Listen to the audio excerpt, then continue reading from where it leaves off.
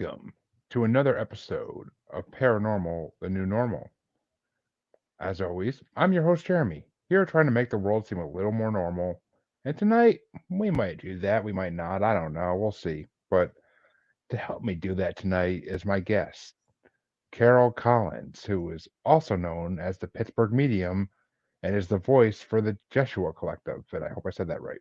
But how you doing tonight, Carol? I'm doing really well. It is Yeshua. It sounds like a Y spelled with a J, but they respond to anything and everything. So I just say my non-physical teachers, my non-physical best friends, my guides, the gurus that are over there somewhere, and they're pretty amazing. That's for sure. They sound pretty amazing, and we're going to get more into that in a minute. But first things first, what got you into the paranormal slash spiritual world? Like, what started the interest in it all? Well, I'm gonna say I'm not really sure. I was not a metaphysical person. I was not a spiritual person. I grew up Catholic, but you know, I like to say I'm a recovering Catholic. So it's just, one of those things where life led me here and there and everywhere. I was an IT program manager for a major DOD company, Department of Defense.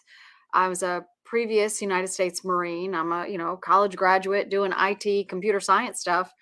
And I had a relationship that just went kaput and I fell apart like most people do, or, a lot of us do. And that was a pretty big blow to my ego. And I just did the only thing that I knew what to do was to read and I was studying emotional intelligence. I was in a PhD program at the time, and I was studying leadership studies and emotional intelligence. And then I found Abraham, Esther Hicks, and Abraham.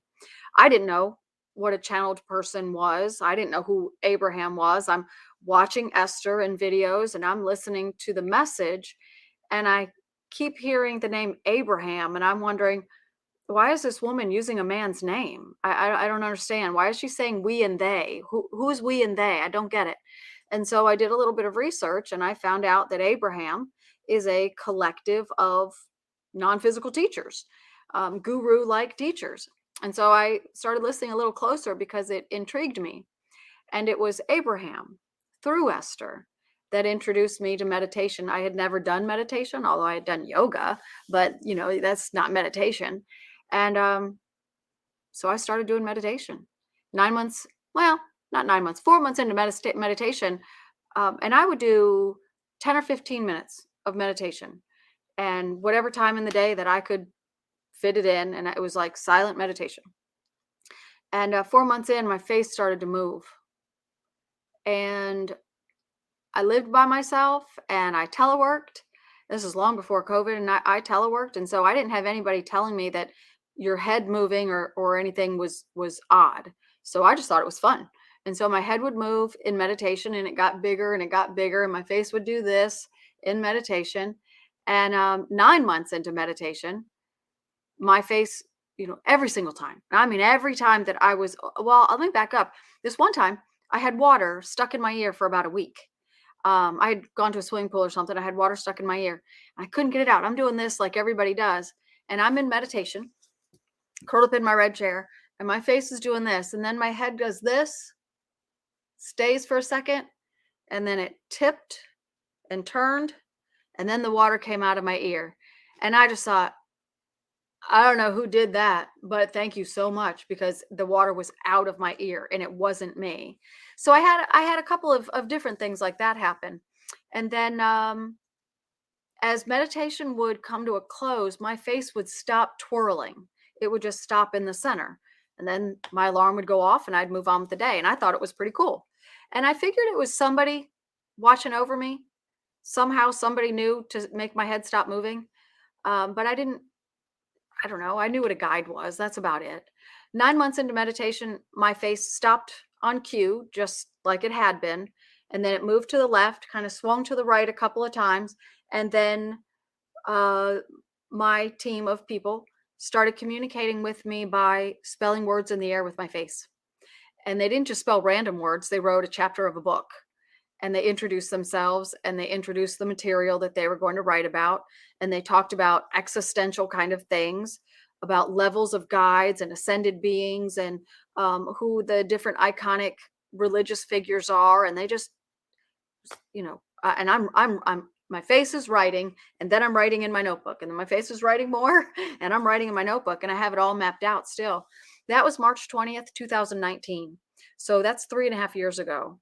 And within a month and a half, they just simply said, Carol, can we speak out loud? And by that time, I had been talking in this face spelling way all day. I mean, hours of conversations every day. Two-way dialogue. I would ask a question, and then my face would start spelling the answer. I later found out that that is how Esther Hicks began her introduction to Abraham as well. And then a month and a half into it, they asked if they could use my voice. I went to say yes, and the words just came pouring out, and they just were talking out loud. And I've been a consciously aware verbal trance channel ever since. It's Wow. cool. Yeah, it's fun. It's fun. It's fun. Sounds fun, but it sounds kind of creepy at first, though, too. If you're like something's moving your face and you don't know what's doing it, like it's kind of. Yeah, that's the question I get all the time: is did it freak you out? And I have to say, no. I was mesmerized, but I had no fear. I didn't have any weird hang-ups. Like, I don't believe in ghosts, and I never had any weird other kind of experiences. I don't watch horror movies. I like Halloween, but I don't like scary, costumes. I don't like blood and gore. I don't like that kind of stuff. So I guess I just didn't have that in my mindset. Didn't go down a negative path at all. And it was just this beautiful swaying, and it just felt, your face is moving in this beautiful swaying, and then just stops on cue. There's like a trust that builds day after day after day after day. It just feels like there's a loving being with you. That's how I felt every day.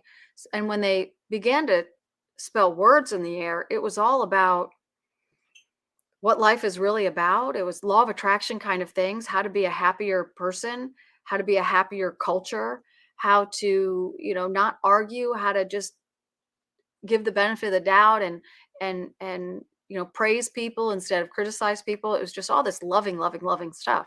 So now, of course, they teach very specific subjects through me. So yeah, I wasn't wigged out at all. It was very cool. Sounds like it would be interesting to have happen. 100% would be. But Yeah. So my second question, you kind of already answered. It's usually, have you had any experiences with ghost spirits, cryptids, UFOs, aliens, all that stuff? But you already kind of said that you did, because of you basically had your body moved by spirits in a way. Yeah. So they are filling in the blanks. I'm one of those people that, they're connecting the dots for me. I don't have a lot of detail from childhood. There's just certain ages and stuff that I've blocked out. My parents moved around a lot.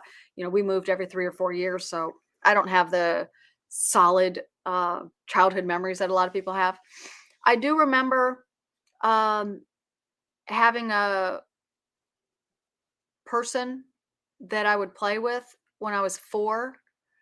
And it's just a very, very vague memory. And I remember that he was a little older than me. It was a child, and I was in a daycare, and I would play by myself a lot in the daycare.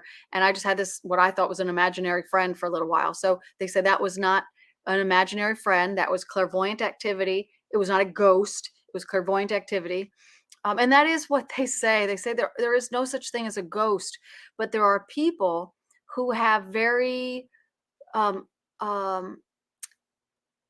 newly formed, new or budding clairvoyance. When it starts rising to the surface, sometimes the physical eye will produce out into the room instead of in the mind's eye.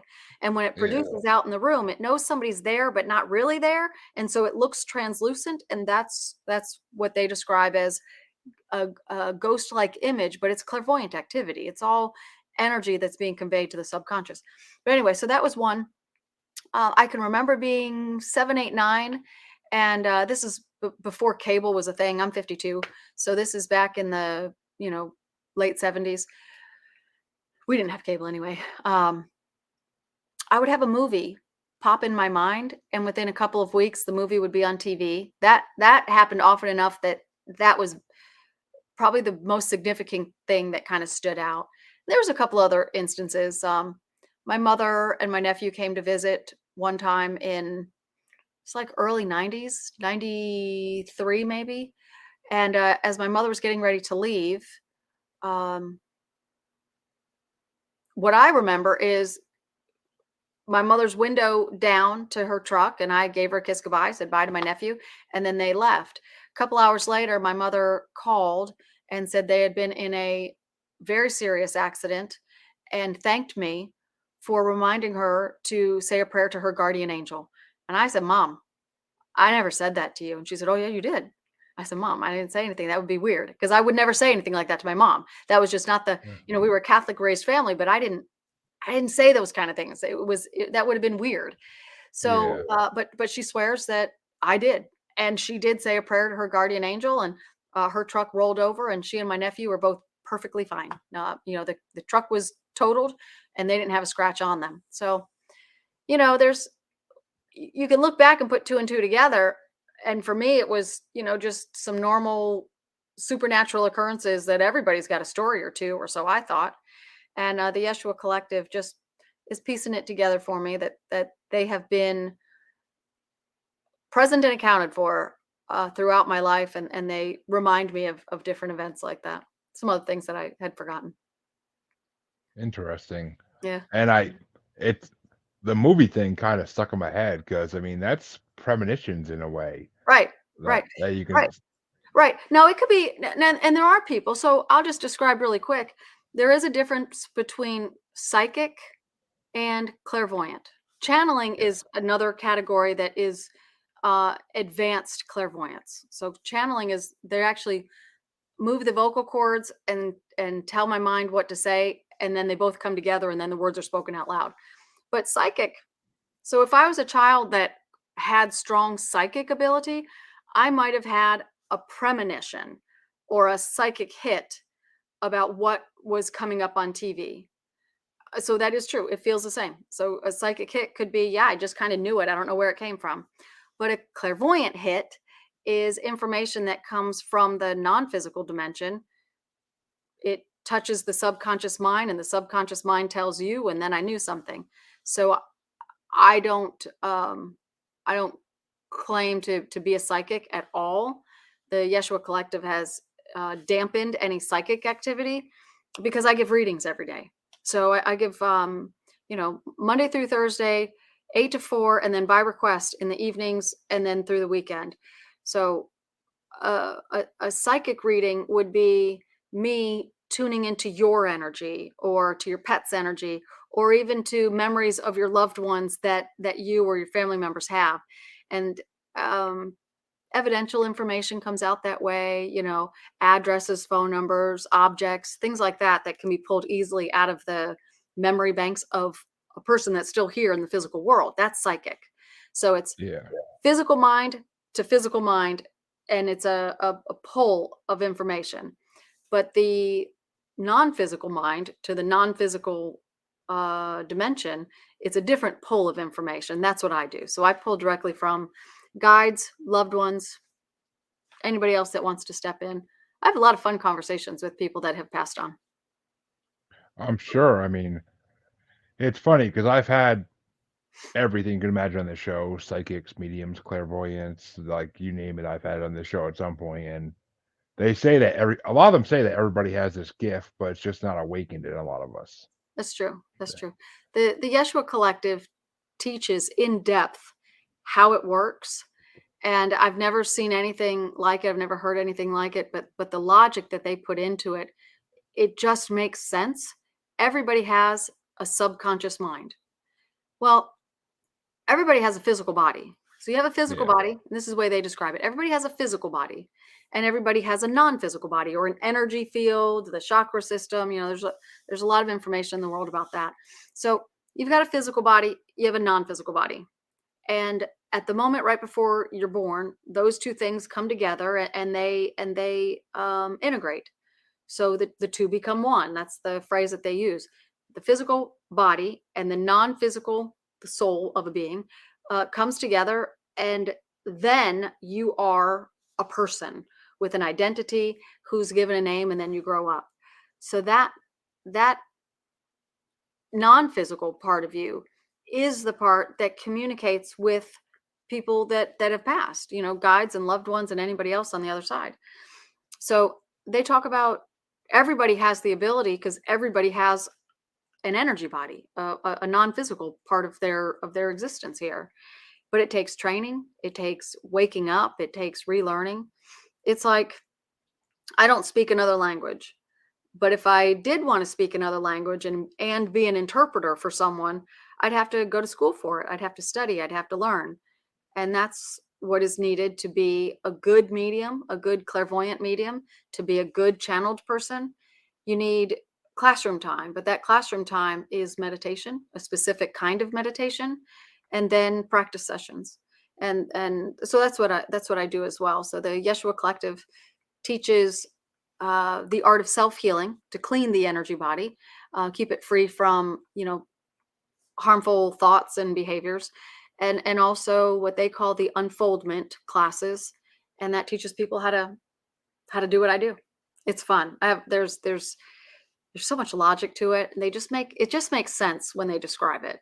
It's not weird, it's not spiritual, it's not like a special ability that one person has and nobody else does.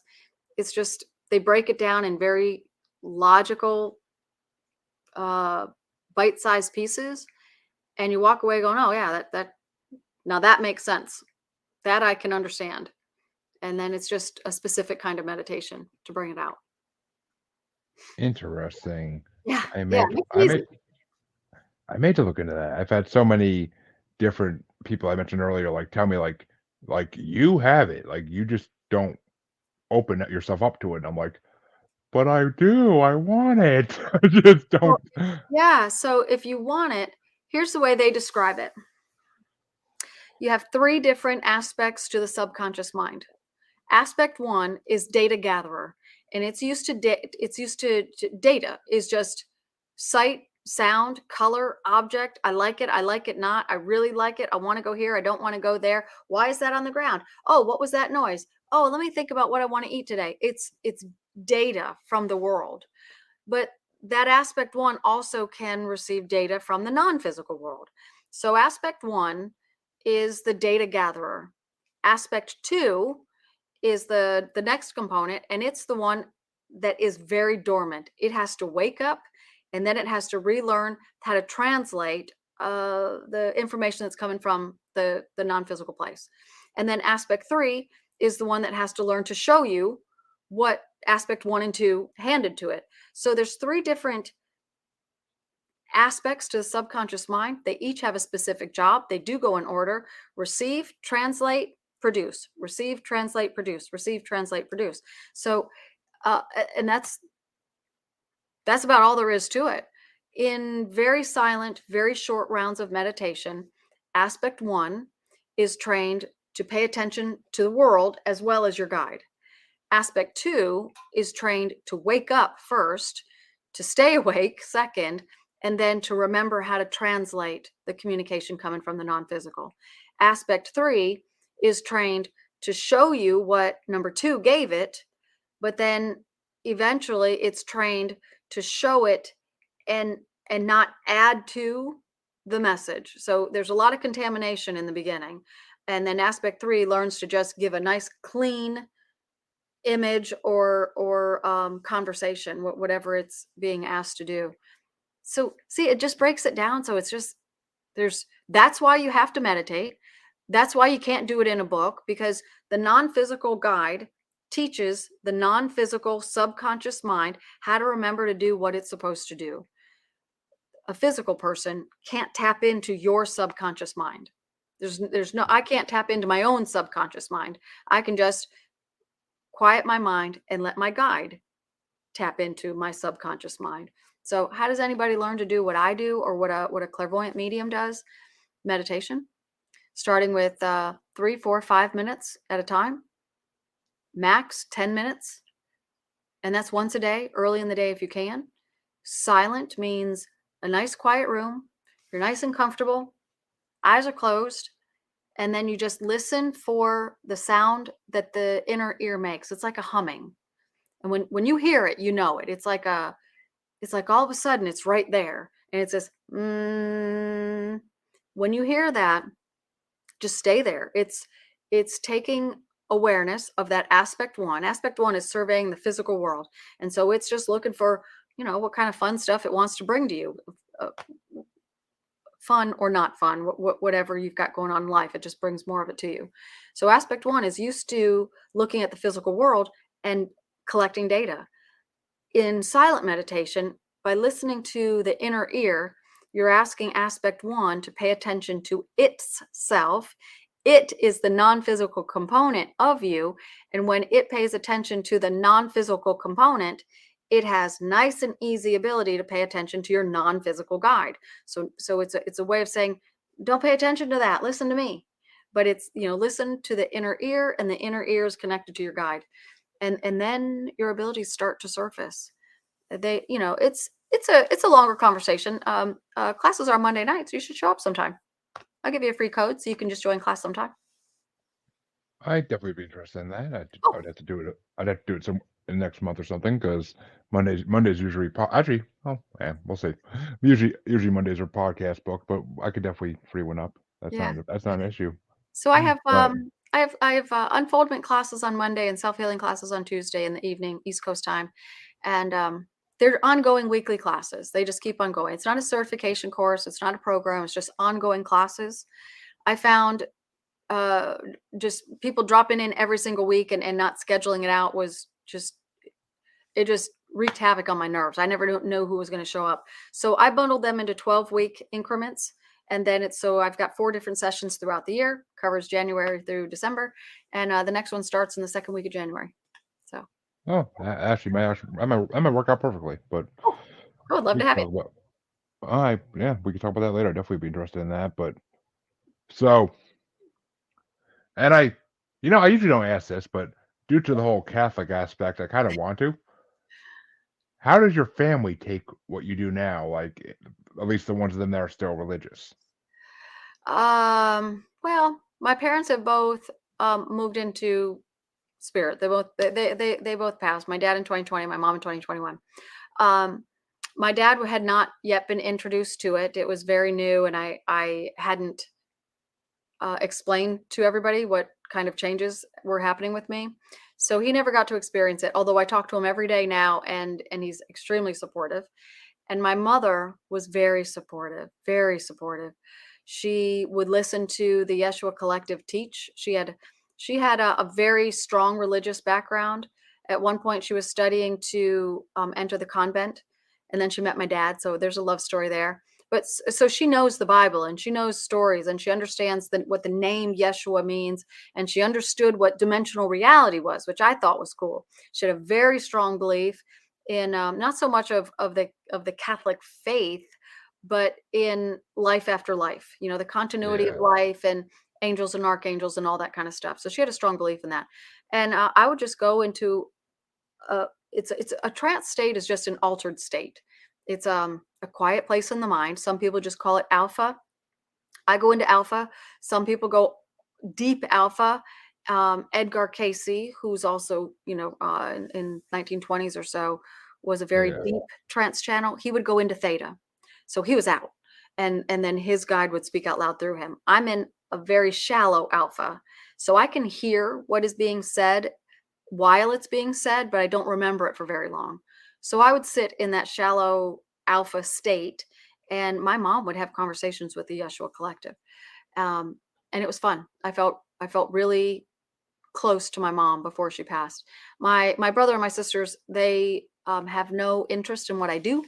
They do believe in mediums and tarot readers and stuff like that. But when you go from being a college graduate to an IT, a Marine, to an IT program manager, and then you give all of that up to start giving readings, they just think you've lost your mind.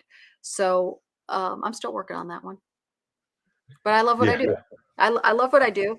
It's to each their own, I guess. But I'm loving life. So I I hope mean, they come around. I mean, that's good to hear at least, because I mean, some families are so stuck in their religion that they can't look at any other options that there are out there than just what they've been taught in church and Yeah, yeah. in I the do run into holy that too. books, Yeah. which I'm not gonna get started on my beliefs in religion because it's just gonna be a long rant. But I mean, I believe in a higher. I believe there's a higher power or powers up there. I believe that there's more to this world than we can see. I know it's true. Yeah. I don't deny it anymore, but I just don't like to sign names to things or give money to people in buildings to do prayers over me and whatnot. It's just Yeah. to Well, me. there is a control factor. There's, control over thought and what people think and controlling the masses. There is that.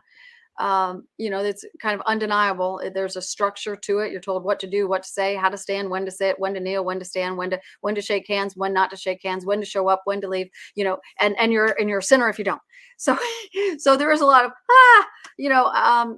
but that's where people also learn that there is a higher power. So, I truly believe to each their own, because there's a starting point for everybody.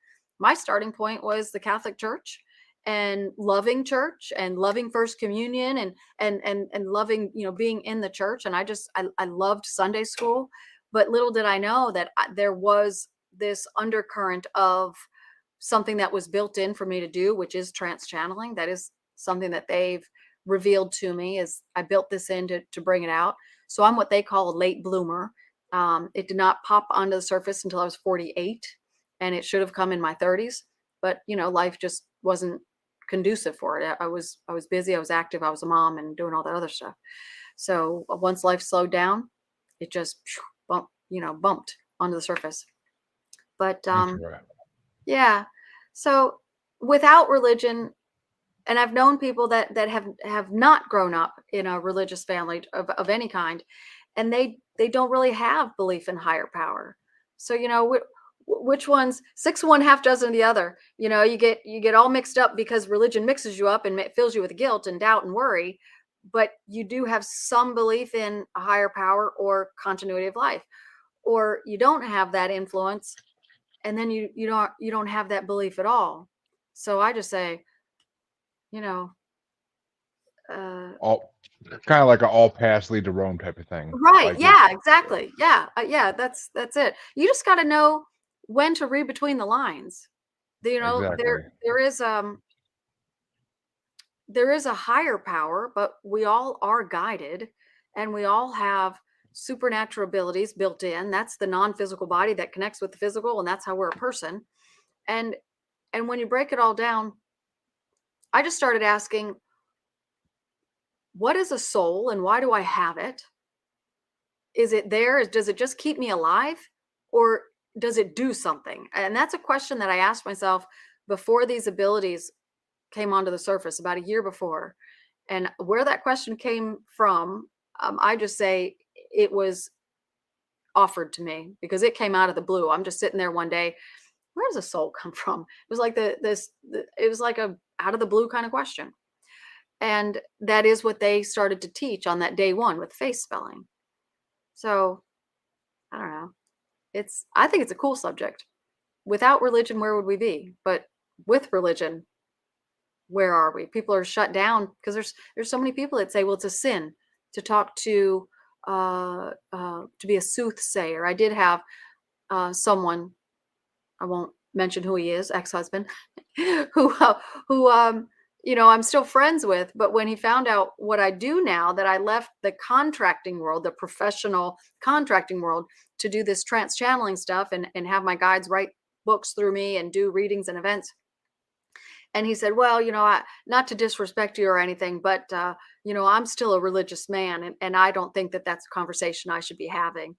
And I just looked at him. I said, you don't think you should have a conversation about the person that's guiding you in this lifetime from the non-physical place that you pray to? And he was like, he didn't know what to say. So yeah, you Dumbfounded, pray yeah. for somebody to step in and help you. and those people are available to help you. And there are those of us like me who are their mouthpiece and the conduit for them to be able to connect verbally. So you can keep praying if you want to, but I'm going to keep talking because my way works faster. I get direct guidance. I get structured guidance. Do this, don't do that.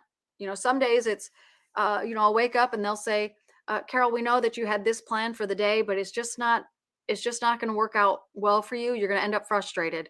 Today's a good day to redo your whole schedule. Don't be rigid today. Be flexible and pick out a different plan. I always follow them because on the days that I haven't, when I just say, oh, come on, guys, I just got to get this done. I've been procrastinating on it. And I go to do it and it doesn't come together. And so I know by experience, they're just not wrong.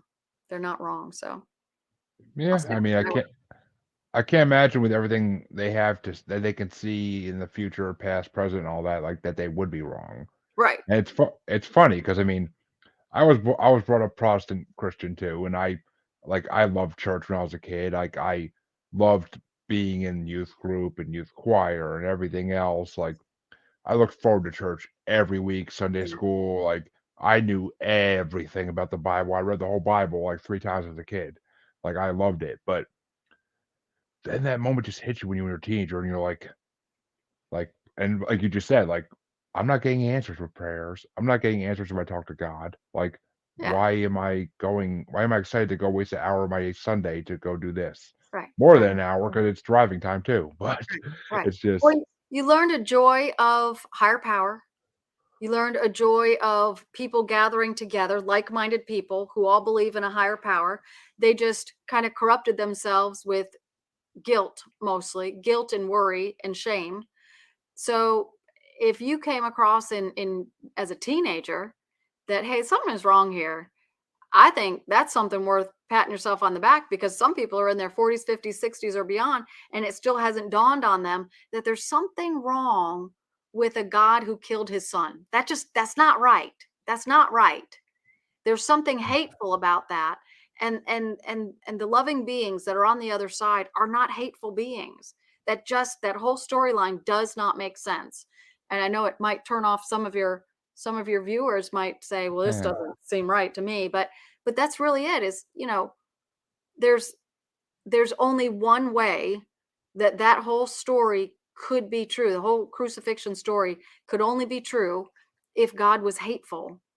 And the way that the Jeshua Collective teaches the transition, and this is in addition to, Jane Roberts in the 70s had an entity speak through her. His name was Seth. And through her, Seth talked about the transition, and that it's a pathway or a passage between the physical place and the non-physical place. The Jeshua Collective also teaches on that, and they talk about what happens in that passageway.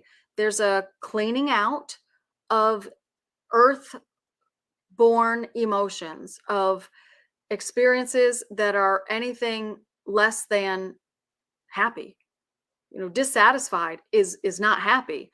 Everything from dissatisfied all the way through rage and depression. Every instance of the emotional component is purified off of you. All of your memories are intact, but the emotions of negativity are not. And when you complete that cleaning out, then you move on in your non-physical life. That makes sense. That makes total sense. So I just say there's a lot of holes in the religious view. There is. And I mean, we won't even get into everything in history that religion caused. Yeah. Like, it's just but on the upside, because I like to, throw the positivity out there, there's billions of people in this world that do believe in a higher power, dimensional reality, in ascended beings, in the angelic beings, and that your loved ones are available to you. There's other cultures in the world that they routinely tap into their ancestors. That's part of their culture, is to have altars to their culture and to their ancestors, and they ask their ancestors for guidance. They go into a meditative state and they believe in receiving guidance. So it's out there in the world. It's just What were you born into? And even if you were born into one religion, if it didn't give you a clean understanding that life on the other side is healthy, it's happy, it's good, it's loving, then there's more information out there. That's probably my number one question that I get when I'm doing mediumship readings is my loved one okay? Is my loved one okay? So your loved ones are okay. They are purified of all negativity. They're purified. Mental, behavioral, emotional, and physical problems are removed, 100% removed. And then they see clearly what their life was all about, why the patterns of behavior surfaced, and who they hurt, and why, and how badly. And then they decide what it is that they're going to do about it. Sometimes they step in and help clean up the energies. Sometimes they are asked to do some other specific things to clean up the energies in the world. And sometimes they just step in and just say, I'm available. If you ever need me to help you with something, I would like to make amends. And it's not that they feel sick or bad or hungry or anything like that. It's that they know what residue of negativity that they left in the world, and they are interested in cleaning it up, because psychic ability is something we're also born with too. And psychic ability means we tap into the thoughts and memories of people, whether they're here in the physical world or whether they've gone. You know, our psychic ability can dip into the past and into the present and a little bit into the future. So our abilities are, but going psychic isn't helpful, because tapping into somebody else's memory, although entertaining sometimes, you just don't know if you're going to tap into a positive memory or a negative memory. It just depends on where your emotional state is. So I don't, that's why I say I don't do psychic work. I just do channeled conversation from the Jeshua Collective and anybody else that steps in. Yeah, I mean, there's a lot of negativity and memories out there. I mean, a lot of people have had bad childhoods, bad adulthoods. Like, just there's a lot of people out there that have had bad lives altogether, and it's just I could definitely see how tapping into that would not be pleasant. Well, there's also war. You know, Yeah, that too. I don't live too far from Gettysburg. And, Yes. you know, my team of guides, they said, Carol, it's not the people that are in Gettysburg now, because they're people that are just living life and trying to beautify the land and tell people about this beautiful place. But they're also talking about the history and the war and the devastation and all the horrific details of what happened during that war. So the memories of that war are still in the world, you know, because they're still there, but also people keep talking about it and they teach it, and you go on a tour and you listen to an audio, and so it's just reinforced and reinforced and reinforced. So, you know, the Jeshua Collective just says, if you're going to go to Gettysburg or any historic site, don't do a tour, don't do an audio, just walk around and love the surroundings, and don't read the plaques that say how many people died and why, and who was the bad guy and who was the good guy, and, you know, who rode a white, you know, who was the white knight and who was the black knight. Don't care about that. Just know that people lived there during good times and bad times, and be thankful that you are there during a peaceful time. You know, there were Yeah. people, you know, 160 years ago, and it was not a peaceful place. So it's more like go to a historic site and just say, wow, I can't imagine this place not being peaceful. It's you know, it's not meant to be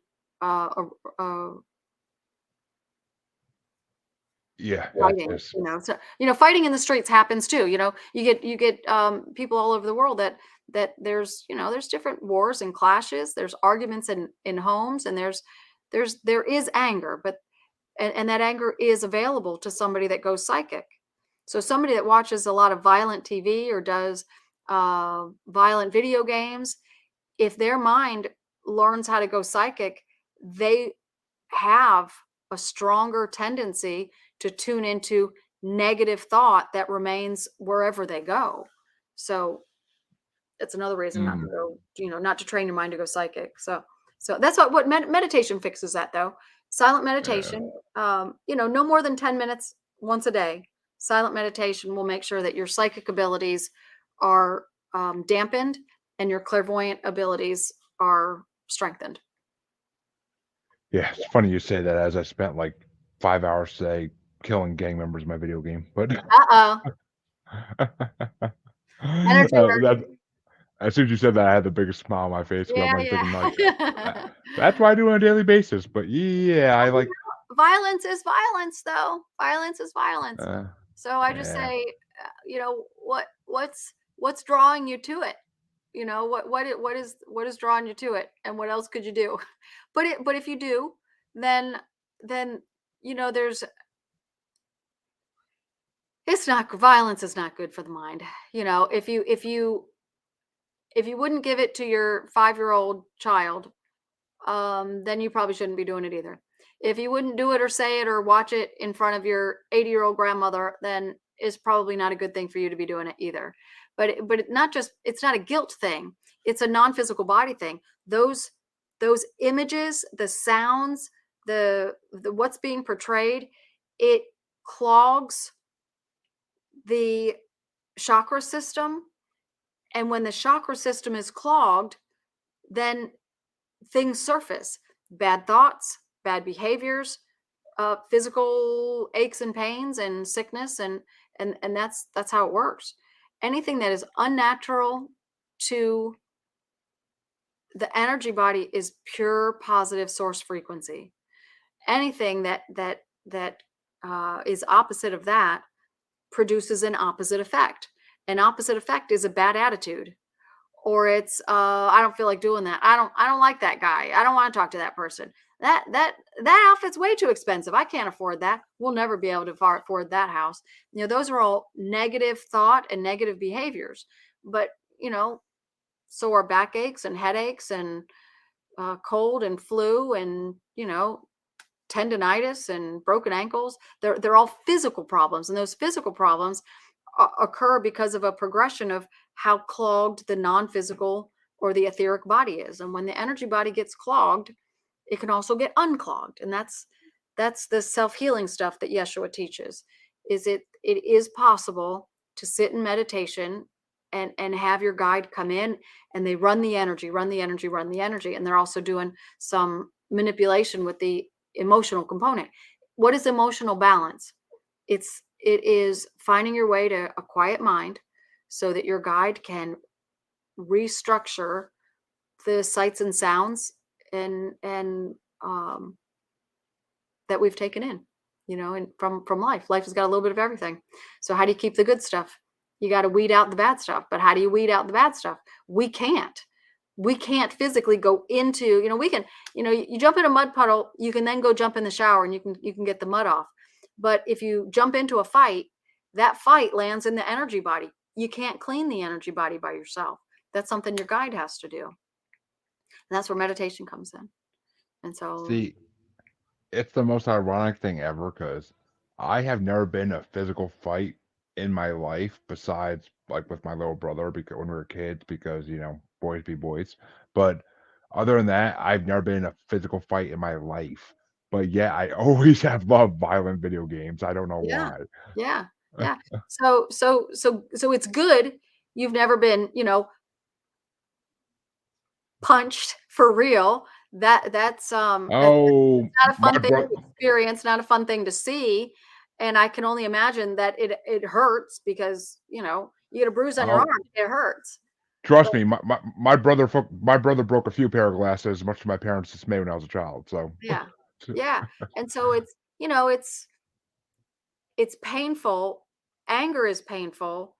The hitting is painful. The receiving the hit is painful. The bruise is painful. The healing is painful. Getting yelled at by your parents or your spouse is painful.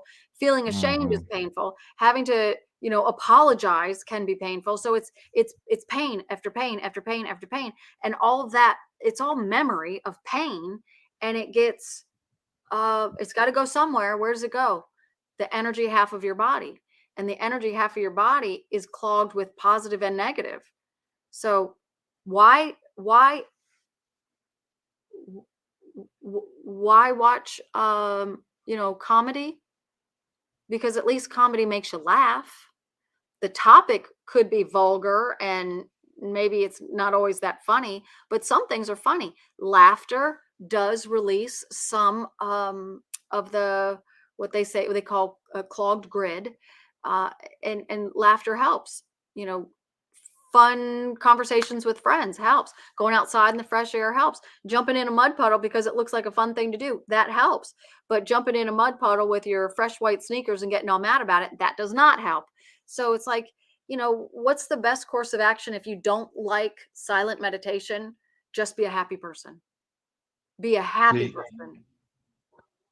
maybe that is my life right there, because I've always been a generally happy person, and like a lot of people are like, "Why are you happy all the time?" And I'm like, "Because I do what I want to do when I want to do it most of the time." And I mean, yeah, I ain't jumping in no mud balls. Don't get me wrong, there. That's disgusting in my mind. But like a lot of the other things you mentioned, I do that. Like I do what makes me happy in life, and I mean, it's just I don't know. It's just the way it is. Like I mean, meditation never. I never really tried it though. Like me sitting somewhere doing nothing for any period of time is just like I'm like, why am I doing this? Like Well, it's I should how be you doing tap something. into higher power. What is higher power? Your guide. That's the first one that you will always connect with. And what do they know? Everything. Everything. Everything, everything, everything, everything, everything. I'm getting ready to go to Peru for 10 days, Ooh, starting early January. And they have mapped out, together looking at the websites, they've mapped out what my whole itinerary is going to be and where I should go and what I should do. I'm looking at all the different things to do. And they say, Carol, do this one, not that one. You won't like that one. That one, it just depends on what your mood is. Do this one and this one, definitely. So I've done all the things that they said I'll like. And then they said one more thing. They said, don't do a tour. And I said, just like everybody else, none of the tours. And they said, no, Carol, you have us. We'll tell you story upon story upon story about this land. But not only that, with my abilities, I'll be able to walk around and they'll give me people to talk to that used to live there and tell me stories of, of educational kind of things. It's also a great place for anybody to go that is really looking to have a spiritual cleanse or a spiritual attunement or a spiritual awakening. It's one of the places in the world that just by being there, the air is nicer to your chakra yeah. system. And so just going there it's a supplemental thing to meditation. But so, there's a lot of It's things. But try meditation. It's how you connect to higher power. But don't try to talk to higher power. Higher power, meaning your guide, needs to connect with the aspects 1, 2, and 3 of the subconscious mind. And they need to do that day after day after day after day after day after day after day after day after day, so that when you get verbal conversation, it's accurate, because it's very inaccurate in the beginning. The third aspect, well, the second aspect is learning to translate, and it gets it wrong in the beginning. And then the third aspect is learning to give it to you without contaminating the message, and it contaminates in the beginning. So I say give it a year or more of 5 minutes of silent meditation in the morning. Don't try to receive, don't try to have a conversation, don't try to try to jump and be a medium or a clairvoyant person. Just meditate for 5 minutes, because it's a good thing to do. And in a year, then sit down and immediately after meditation, just say, what do you want me to know? With your eyes closed, watch how much information you'll get. It's just, don't push yourself. Everybody's got 5 minutes. Everybody's got 5 minutes. oh, I mean, I definitely got 5 minutes most days, but Yeah, everybody's but got 5 minutes. and it's funny you mentioned Peru though, because I love synchronicities, and you kind of just hit on one. Because I just had a guest on my show back in November, Michael Thornhill. He's him and his wife run a holistic healing center in Peru called Casa Galactica, Okay. Okay. and The name it's sounds funny. familiar to me.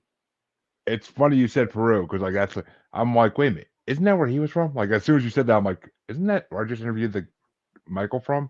And it's him and his wife went on a spiritual journey in the jungle there, and they end up opening a retreat because that's what they were told to do. Yeah. So I've already been told, they said, I'm going for 10 days. And they said that's all right. It would be even better if you went for a month or more. But they kind of laughed and they said, but don't worry about it, Carol. You're not going to want to leave. You're going to, before you leave, we know for sure that you will have the desire to connect with a real estate agent and look at condos. You will want to be there. You will want to buy a house there. You will not want to leave. You will want to go more than once. And we know for sure that you will go at least twice in 2023. So, and I've never been there. I've never been like I said, I've never been a spiritual person kind of following. I was having this conversation with somebody else today, and they said, yes, Peru's been on my bucket list for ages because, it's that sacred valley. I can't wait to go and just, feel the energies. And I'm like, really? I didn't even know. I mean, I had heard of Machu Picchu, but I didn't know anything about I sound like I don't know anything. I really didn't. I was an IT program manager doing my job every day, working hard and trying to get my education done and fixing my love life and raising my kids. And I wasn't introduced to anything like that. But now I am. So I think it's cool. I'm spending a day in Lima, a day in Cusco, and 4 days in Machu Picchu, and then a day in Cusco and a day in Lima again. And they asked me to set it up that way. The Jeshua Collective, they want me to just wander around Lima. They said it's going to feel like home. It's going to feel like I've been there before. It's going to feel fun, and I'll love the architecture. And they said, and I won't want to go home. So I'll let you know how it goes. I can believe it because I mean I've been to a lot of islands in my life, and a lot of them, like some of them just felt like I belong there, and like Yeah.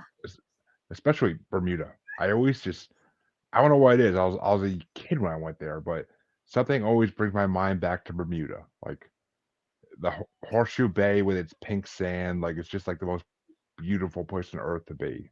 But Yeah. I can't explain it. It's just I'm always drawn back there. Whenever people like talking about vacations they've been on when they were younger and stuff, I'm always like Horseshoe Bay. I'm like that is the most magical place on earth. Like, well, there is a thing that they call reminiscent joy. Reminiscent joy are those things from childhood that just, whether it was experienced once or 100 times, it was always good. It was always good. And sometimes those things leave an imprint. And that sounds like what you're talking about. It's just like, for me, it's St. Augustine in the St. Augustine, Florida, in the old section where it's all cobblestone streets.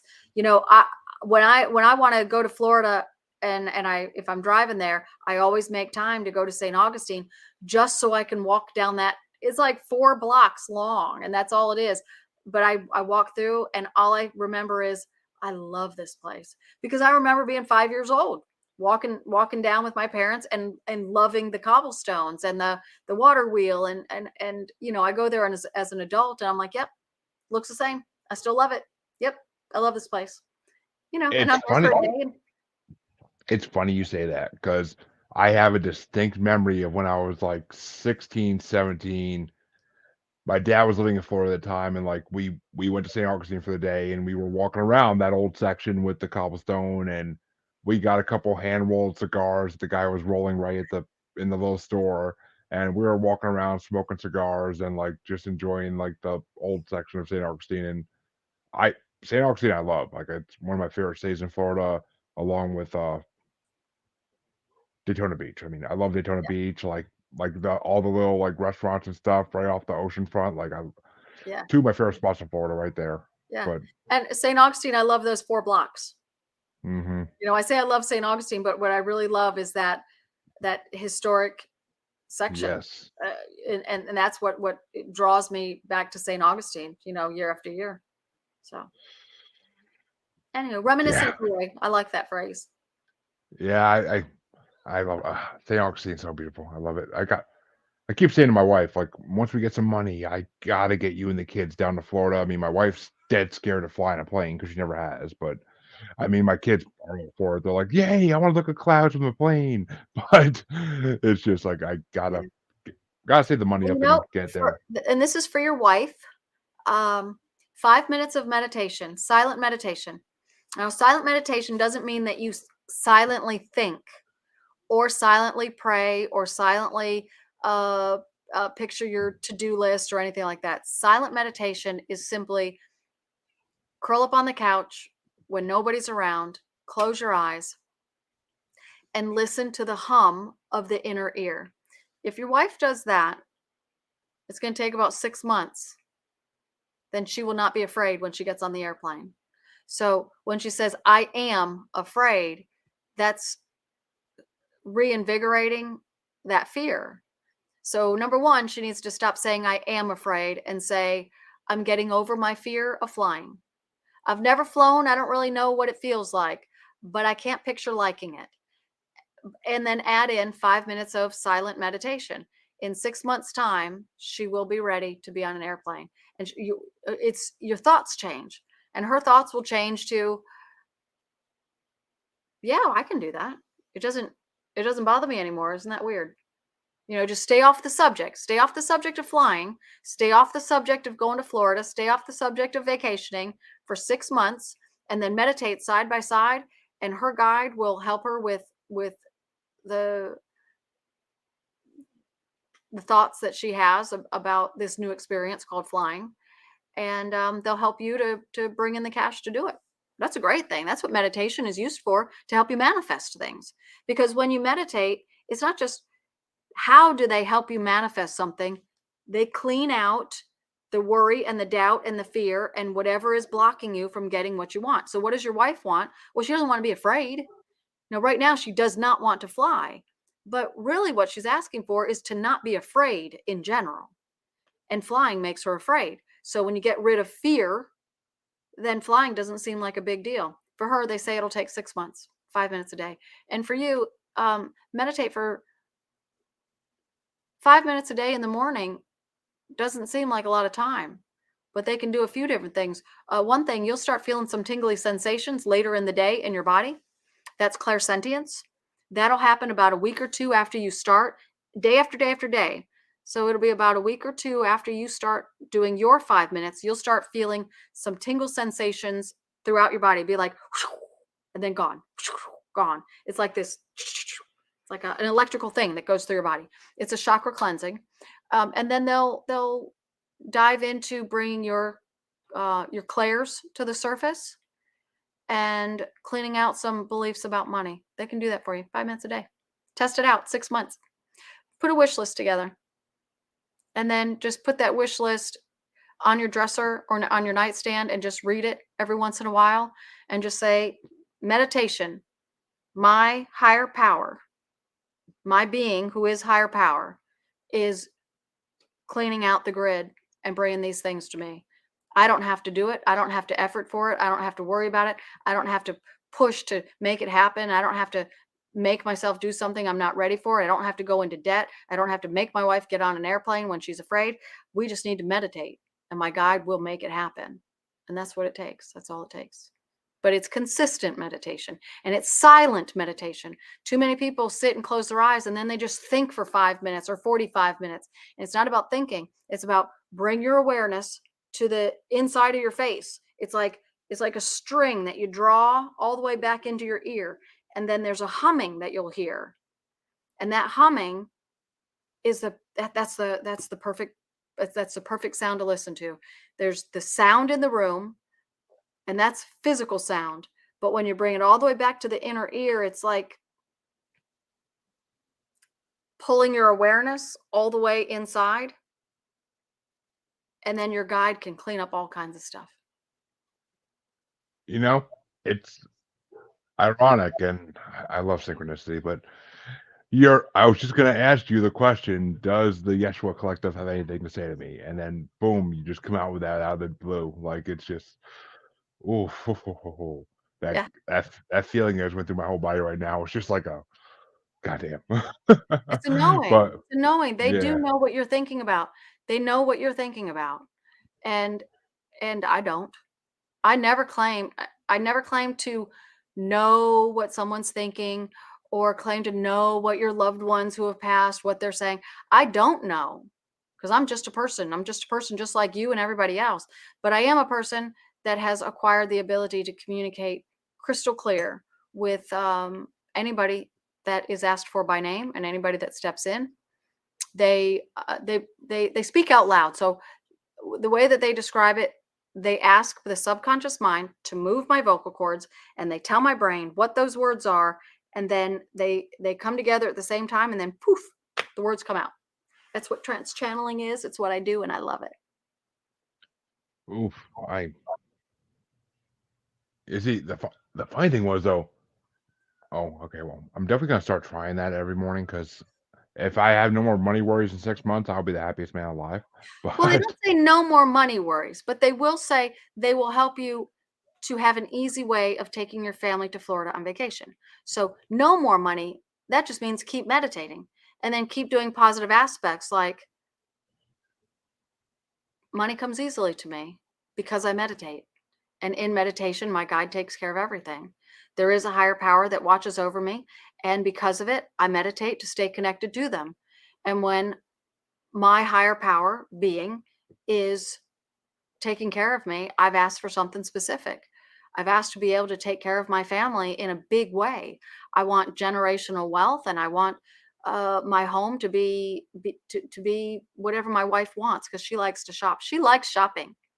She likes shopping. And I don't just say that because she's a woman, but she enjoys shopping. You know, something that you could do for her for Christmas is just to say, let's go shopping after Christmas and let's buy anything that you want for next Christmas.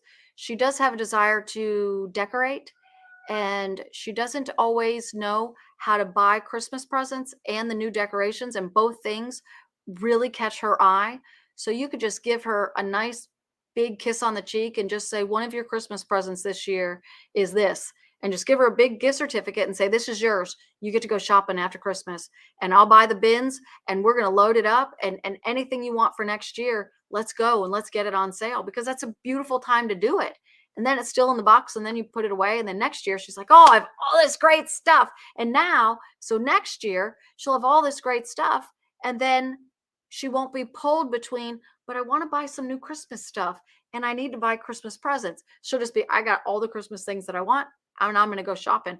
Watch how her whole demeanor changes between middle of November to Christmas. She's just going to be more joyful. So they encourage you to, don't let her watch this before Christmas, but they encourage you to do that for her, and just take her on a shopping spree after Christmas to get all the Christmas sales really quick, right after Christmas, so that she can get anything she wants and get 2 baskets and load it up. She'll love that. ooh, ooh. Oh, the fact that I've been stressing about what to get her for Christmas too is just Oh, been really? Have you? Well, how did that come up? Thank you, guys. and I mean, I was actually gonna let her watch the video part of this, at least like 10 minutes of it. Like, damn, oh my God. Well, I mean, you know how to do it. Make 2 different versions and make one that cuts off before they talk about Well, her. no, she only, trust me, if I only put it on for 6 minutes, she only watch 6 minutes. Like, Oh, there you go. she doesn't watch or listen to my stuff, and this isn't gonna release until beginning of February now. So Oh, okay, perfect. And then it'll be fine. and she doesn't listen to my podcast anyway. But let me ask your collective this: any advice for my podcasts? That's any advice on how to get my podcasts bigger than they already are? Yes. There's a lot of conversation that we can have. We're gonna close Carol's eyes. This is James to speak. I'm Carol's higher power. I like that, higher power. She calls me her bestie or her guru or her non-physical best friend. I just say I'm the one that's been helping her clean up all the mess of life, and that's kind of the same thing with you. The podcast is good. You've got a mixture of things. and you are friendly and you're gentle, the energy comes across thoroughly, completely, as I'm comfortable talking to people. So put it out there in a little bit bigger way. Put it out there in a bigger way to your guide and say, I would like different opportunities to come my way. I'd like to interview different people, different things. I'd like to know where to focus. Right now, your podcast is your hobby. Keep it as a hobby because you need a nice outlet, something that's fun, something that you enjoy doing, something that's yours, something that's not stressful, something where you don't worry about whether or not it's making the right turn or wrong turn socially. You do it because you like to do it, and you ask the questions that you want to ask. And if you like it, you air it, and if you don't, you air it anyway, because you give everybody equal voice. So what would we say? Put it out there bigger. Join different social media groups and then advertise yourself. Share it. Join 100 different groups that talk about paranormal things. Now we're going to give you our definition of paranormal. Para, that's Spanish for with. Normal. And we say it is normal to be with your higher power beings. Paranormal is a beautiful world. It's a beautiful world because all of the paranormal things are love and joy and peace and fun. Paranormal in the world, though, it leaves a scary taste. So we would say, don't worry about it. Just advertise yourself. Join. Go on any of your social media things. We'll just say Facebook because that's an easy one. And join 100 different groups that allow you to share material. And then when you have a new podcast, make a habit. And it might take you half a day. And just copy and paste, copy and paste, copy and paste, copy and paste, copy and paste, copy and paste, copy and paste, copy and paste, and get your stuff out there. Because the vibe that you put off is, I'm friendly and I'm easy to talk to and I'm open to what you have to say. And so that's good. That energy comes through in the video, and it will come through when people are sorting through the news feed. So how do you get your name out there? You got to broadcast it, share it. We'd say do that. Do that. And ask people to share it. You don't even have to ask people to watch it. They'll watch the ones that they feel drawn to. But when you start asking people to share it, then people say, oh, that's easy. And some people will. And when they do, just say, yeah, I like that. Keep doing that. Keep doing that. Keep doing that. And just say it out into the universe. Just keep doing that. Keep doing that. Keep doing that. And then watch how it moves about the world. You know, you can reach 10 people with one post. You can reach 100 people with 20 posts. Or you could reach 10,000 people with 100 posts. Because some of those are going to be, well, let's just say this. Take a look at how many followers they have. Scroll through their newsfeed. Do they have one person that's posting over and over, but 10,000 followers, but only 2 people that ever post? Don't join that group. So take a month or two and research what are the most the most used groups, the most activity from a lot of different people. So interview the owners of the group and ask them, how much activity do you have? How many active followers do you have? And if it's a good amount, join it and post. And if it's not active, don't. That's what we have for you. Yeah. And then get your message out there. We like it.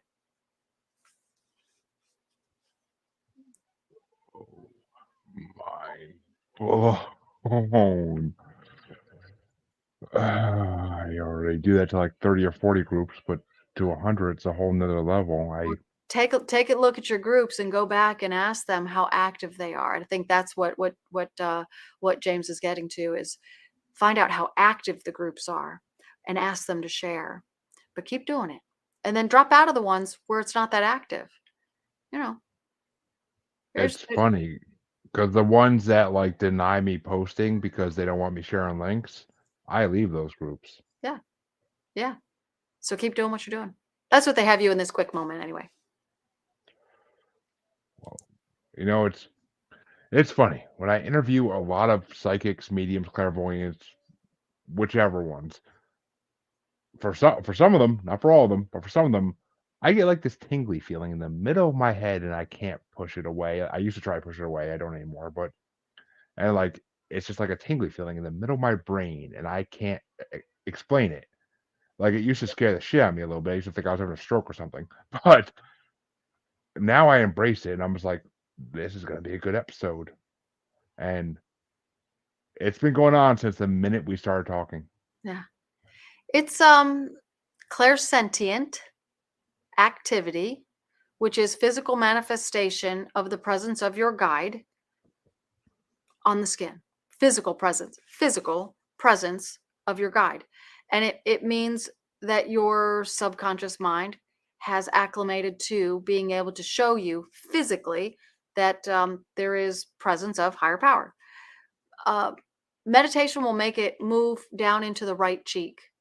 In the brain doesn't lend to it doesn't sound like it's a comfortable feeling, and it doesn't convey, well, this is a really joyful thing. It's kind of scared me and freaked me out, but now I've kind of figured out how to be okay with it. Ooh. That's my alarm going off. So with meditation, watch how it stops happening up inside the head and moves to your right cheek, because that's precise location. Your guide, it's almost like a little kiss on cheek, but it'll be like a circle or a running of energy, or it might feel like a little tapping. It's always one of the three. So it'll move. And it just means we're here with you, but it's like an agreement that you've made with your own higher power. Your guide is this tingly sensation, which is the way your subconscious mind is identifying to you. It's like a nonverbal conversation, and the subconscious is saying, hey, the big guy's here again, and is making it tingle, but it's tingling in a place that doesn't really feel that great. So it just means that it's immature in how it produces that sensation to you. In meditation, your guide will mature that ability quickly and move it to your right cheek, and then it'll stay there. But you've said, when I feel it, I know it's going to be a good episode. So they're giving you that sensation on purpose so that you know it is a good episode, because the Jeshua Collective is, I just say, they're kind of a big deal. So I'll just say this before I know we're running out of time. I was sitting at home working one day and got an email that came from a producer director for a full-length documentary film on channeled people and channeled things.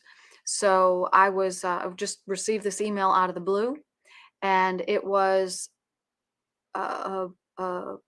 probably the coolest thing I've ever received in my life, because I didn't apply for it. I didn't even know it existed. I had to look him up. I didn't even know who he was. And he asked if I would be willing to be in his movie. And I said, the first thing I said was, this is really fun. And then I looked up into the right and I said, is this for real? And they said, oh yeah, that's what energy work does for you. It opens you up to opportunities to just land in your lap. And they said, Carol, do it. So I will be in a documentary film at some point in 2023. It'll be released. And it's all about channeling, and trance channeling specifically. And the Jeshua Collective is the group of beings that will be masterminding my part in that movie. So they're kind of a big deal. So when they say it'll move to the right cheek, know that it will. I think tomorrow morning I might start meditating. I'm just saying, I might have to now. I mean, you're not the first person to tell me. You're not the first person to tell me to do it. Don't get me wrong on that, but I really have to start trying. Yeah. I do. Just keep bringing your awareness to the inner ear, to the inner ear, to the inner ear. When you start finding that your thoughts are you're thinking about something, or you heard a voice, or you saw an image, or you remembered something, bring it back in. It's like your red flag. Bring it back in, bring it back in, bring it back in. That humming, you want to stay there for as long as you can, and you want to come back to it as fast as you can. The mind will wander. And as soon as you're aware that it is wandering, pull it back, pull it back, pull it back.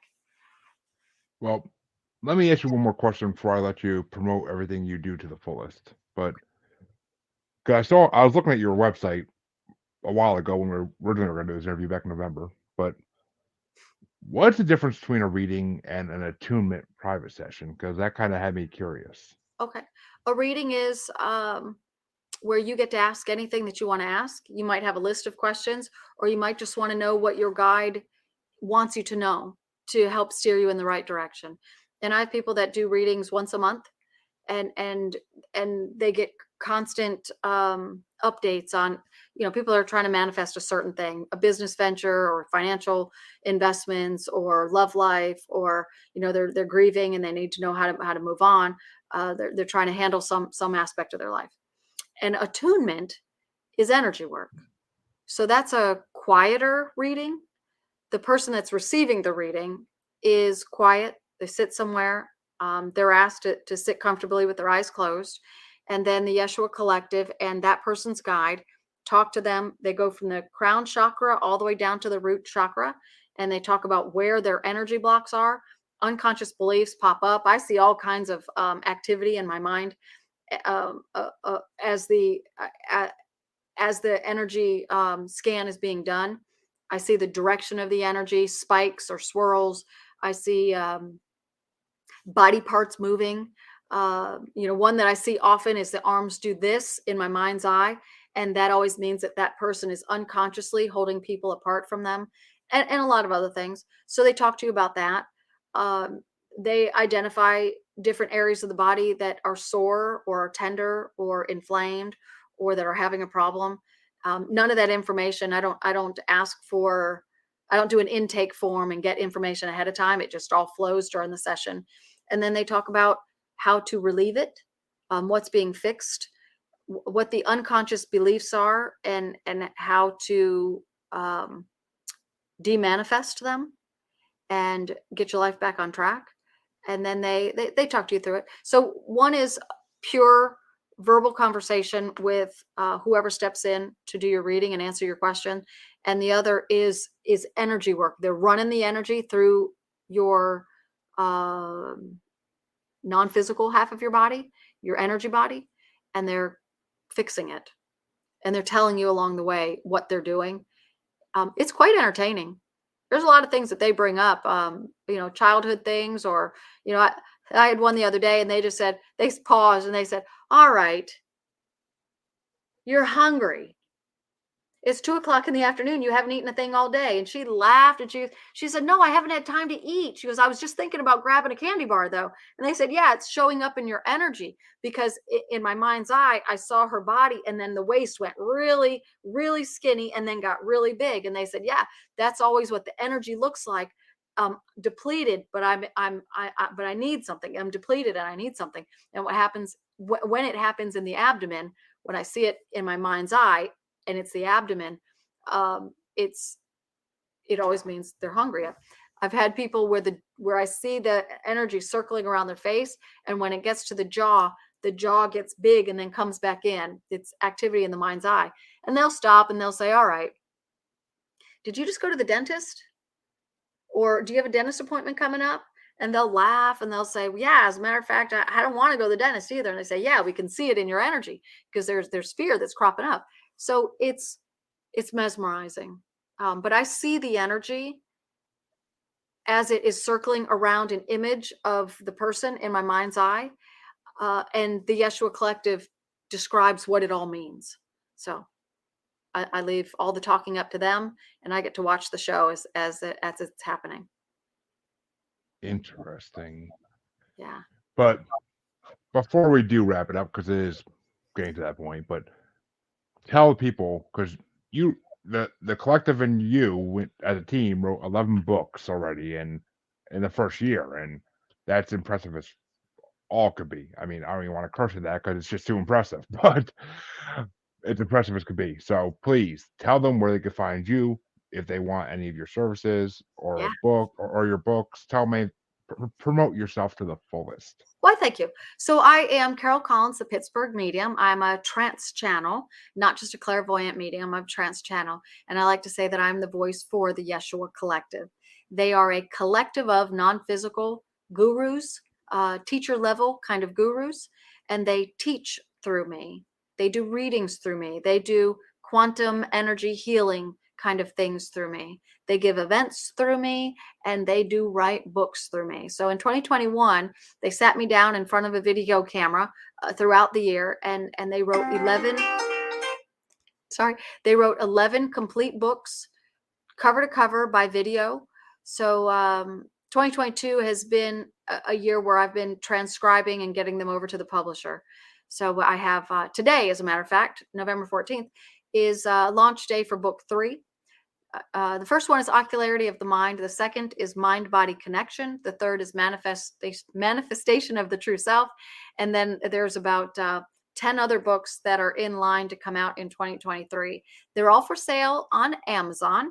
So you can just type in Carol Collins / Jeshua. It's Jeshua, and you will find my author page.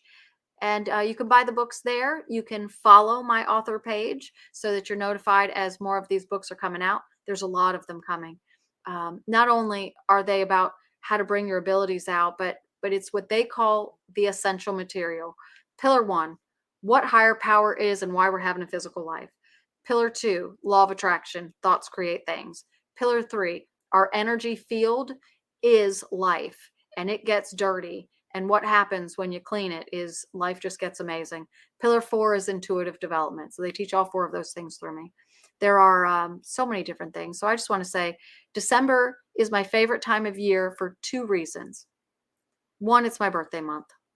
2, it's fun gift giving and gift getting.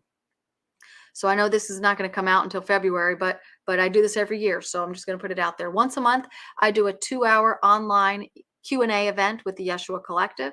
And in December, it's 3 hours. And in December, it's also for my chosen charity, Toys for Tots. And that's United States Marine and me. So that'll be tomorrow, December 15th.